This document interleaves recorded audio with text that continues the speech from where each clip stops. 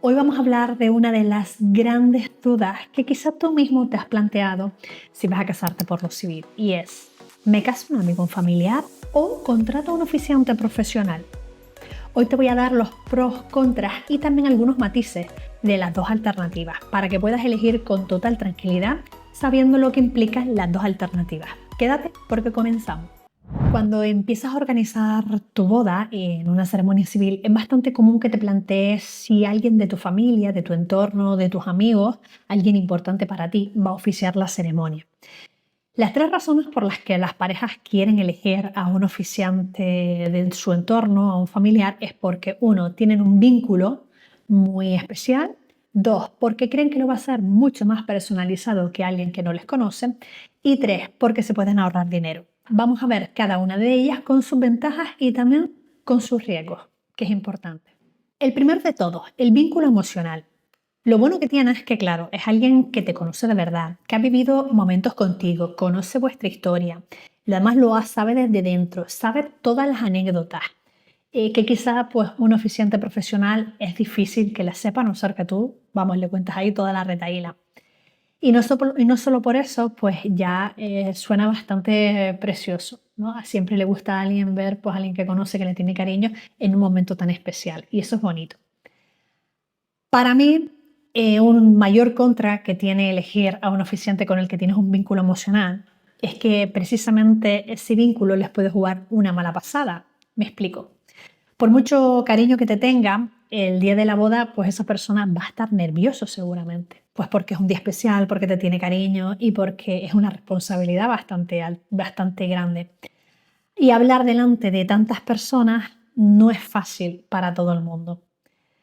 A mí siempre me dicen: es que quiero que lo haga mi madre, pero mi madre lo pasa muy mal, o quiero que lo haga mi tío, pero sé que mi tío va a empezar a llorar. Me acuerdo de una wedding planner que una vez me dijo: me casó mi tío y en el momento en el que empecé a bajar las escaleras y me vio y empezó a llorar, me di cuenta de que me había arrepentido. Eso es un riesgo que tienes que asumir. Pero es que además esa persona va a estar semanas preparando el texto, buscándolo en ChatGPT, viendo ver o buscando en Google cómo crear un texto para ti. Va a estar revisándolo, preocupándose por hacerlo bien. Y cuando llegue el día, en vez de estar disfrutando contigo de la ceremonia, va a estar pendiente de no equivocarse, de hacerlo bien y de cumplir tus expectativas. Vamos ahora con la segunda de las razones, y es la personalización y la naturalidad. Esto lo que tiene de bueno es que precisamente si decides que sea alguien que sea de tu entorno y que les ha visto desde que se conocen hasta el día de la boda, pues puede meter muchísimas anécdotas personales, muchísimos recuerdos súper divertidos o recuerdos bonitos o lo que quieran, bromas internas que solamente conocen ustedes y algunos de los que están ahí. Puede dar pequeños guiños que solamente entienden unos poquitos. Y si es alguien, pues efectivamente que esté desde el principio hasta el final, puede hacer algo súper personal. Para mí esto tiene un contra importante y es que cuidado aquí, porque muchas veces por querer contarlo todo se pierde el hilo y se puede caer en su propia trampa. Me explico. El guión, si no se estructura bien y si no se sabe muy bien cómo hacerlo, puede quedar desordenado, puede ser repetitivo o directamente se puede hacer muy largo y pesado para los invitados. Vale, imagínate, alguien que te conoce pues de toda la vida contando anécdotas y al final se puede perder el ritmo. Un buen guión no se improvisa. Si no se tiene el tiempo o la experiencia para prepararlo bien, puede acabar siendo bastante flojo, repetitivo o en el extremo contrario, puede ser muy formal. Yo hace unos años precisamente estuve en una boda yo de invitada en el que oficiaba el mejor amigo del novio. Y precisamente en este caso pecó de esto último.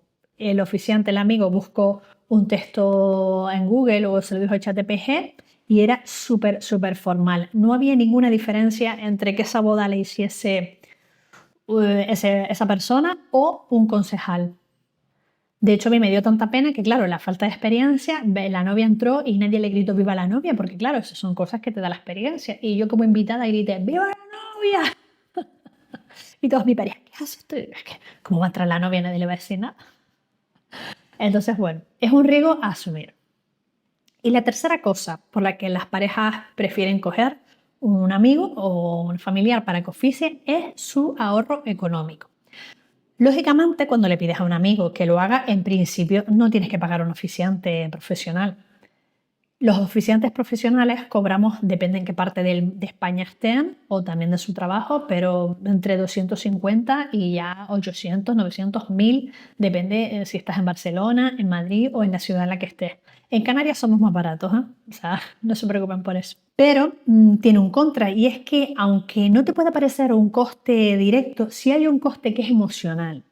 El trabajo y la presión que tiene esa persona, y también deberías, si quieres que esa persona lo haga bien, deberías invertir en alguien, en un oficiante profesional que le ayude a prepararse, que le escriba el guión y que le enseñe cómo hacerlo lo mejor posible. Entonces, ¿es un ahorro económico? Si le dejas así el guión y búscate tú solo, sí. Si quieres que esté preparado y lo haga bien, un ahorro económico no es. Voy a dar algunas consideraciones generales. Si estás pensando que un amigo sea o un familiar el que te oficie tu boda, es muy importante que no sea cualquiera. Esta persona tiene que tener algunas cualidades. Debe hablar bien en público, lógicamente, y no tener miedo, pero es que además debe saber transmitir emoción, pero sin desbordarse demasiado. No está bien que se emocione. Yo misma me emociono y me echo a llorar en muchas bodas, pero luego sé mantener otra vez el ritmo y sé mantener mi papel sin desbordarme.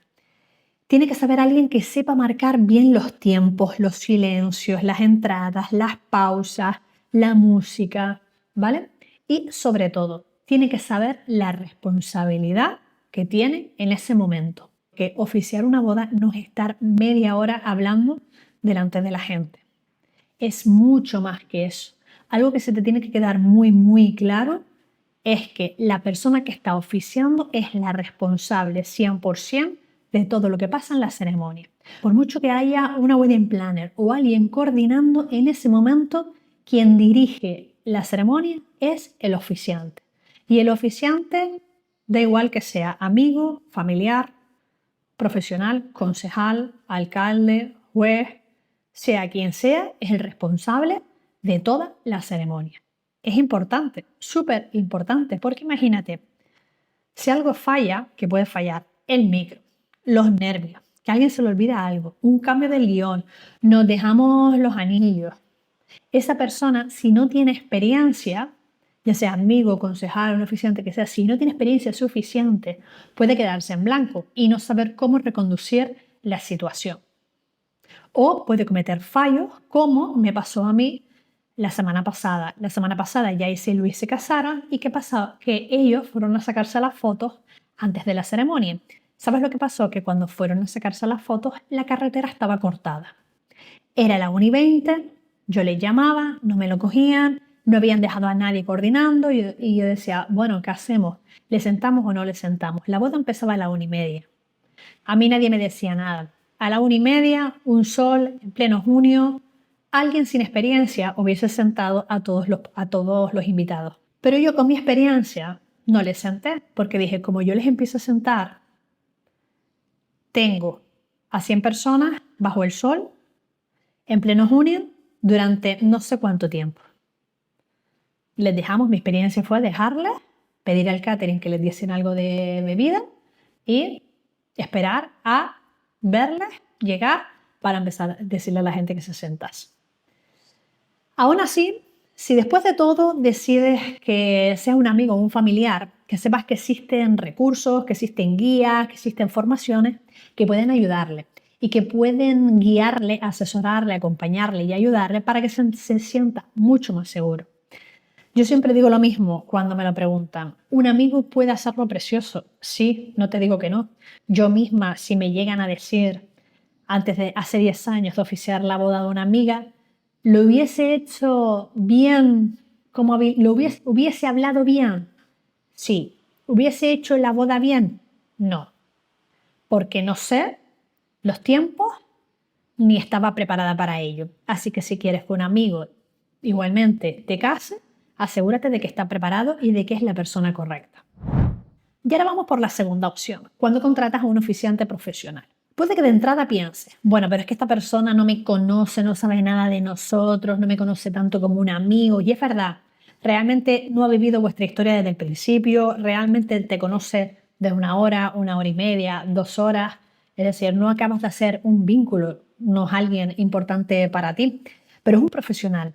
Y precisamente por eso tiene la experiencia suficiente para construir un guión y para saber leer la atmósfera que hay entre ustedes. Incluso si partiendo desde cero. Vamos a ver las ventajas y las desventajas que puede tener contratar a un oficiante profesional. La primera de todas, se les contrata porque es un profesional con experiencia. Un oficiante profesional, asegúrate de que tenga muchas bodas a sus espaldas, ¿vale? Que tenga suficiente experiencia y que haya vivido todo tipo de situaciones, que le llueva, que le falle el micro, que los novios se queden en blanco, que la ceremonia se retrase 1 hora o incluso que haya algún imprevisto con los invitados, como que por ejemplo me pasó a mí una vez que la guagua se les rompa por el camino. Todo eso es experiencia que te da tablas para reconducir cualquier situación con naturalidad, sin que tú tengas que preocuparte de absolutamente de nada, simplemente de seguir viviendo la ceremonia y tu gran día. El contra que puedes estar pensando, bueno, pero es que a veces puedes pensar que alguien externo quizás no consiga darle ese toque tan emotivo o tan vuestro. Precisamente el trabajo de un oficiante consiste en conocerles, hacerles entrevistas, crear un vínculo con ustedes y con todo eso leerles su atmósfera, porque te aseguro que cuando una pareja se mira, nosotros sabemos muchas cosas, cómo se miran, cómo se tocan. Después de oír 200 historias de amor, identificas muchas cosas. Y con todo eso, nosotros haremos un texto que hable de vuestra historia.